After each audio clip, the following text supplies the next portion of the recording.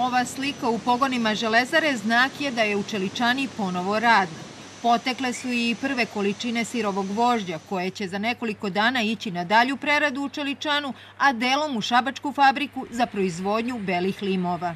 Pripreme su trajale normalno, znači 20-ak mesec dana, treme nije bilo, to radimo već više puta smo radili dok je US Steel bio u fabrici. Za mene je ovo veliki uspeh i za mene, za moju porodicu i za ceo grad. Za obnavljanje proizvodnje garanciju od 40 miliona evra dao je Fond za razvoj.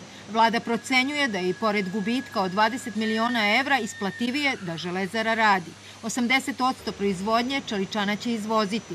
U toku su i pregovori o potpisivanju predugovora sa Fiatom o snabdevanju kragujevačke fabrike limom za karoserije. Ovo nije samo podrška Smederevu, jer je jasno da maltene čitav grad zavisi od Železare. Ovo je podrška čitavom metalskom kompleksu Srbije, jer još više hiljada novih radnih mesta će biti ponovo otvoreno zbog toga što imamo puno kooperanata Železare.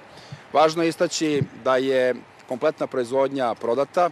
Nekih 40% na italijansko tržište, 20% ovde na srpsko tržište, ostalo će ići znači, u Nemačku, Francusku, Italiju, Španiju, Tursku i to je to. Imamo neke ponude, znači iz zemlje Irana i tako dalje. I radnici i menadžment primaće 80% zarade. Velika su očekivanja i građana jer u Smederevu gotovo da nema porodice koja direktno ili indirektno ne zavisi od Železare. Meni suprug radi u Železari i ja zaista volim i želim da ta Železara proradi konačno i da ovaj grad živne. Nadam se da će u svakom slučaju to doneti neki ekonomski prosperitet gradu i da će prosto biti više novca u opticaju. Samim tim to bi za sve nas koji i ne zavisimo možda direktno od Železare ipak mogao da znači neki boljitak.